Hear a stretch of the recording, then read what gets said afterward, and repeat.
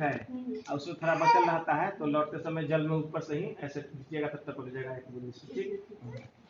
ओम प्रजापतये स्वाहा। इदम प्रजापति इदम ऊपर से जल में मत डालिएगा, ऊपर से ही झाड़ दीजिएगा। ओम इंद्राय स्वाहा। इदम इंद्राय इदम नमः। पूरा नहीं डालना, बस ऐसे करना है, हटाना है।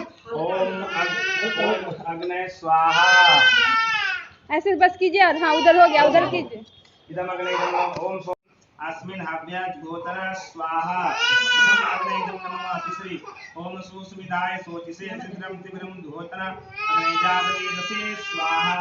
इदम अग्नयजातवेदसे इदम नमः। चौथी ओम तंकासुमिदविरोंगरे घृतवृधामसे विलिक्षोषाविष्ट्य स्वाहा। इदम अग्नय अन्नसे इदम नमः। जलपरसे चनम स्वाहा।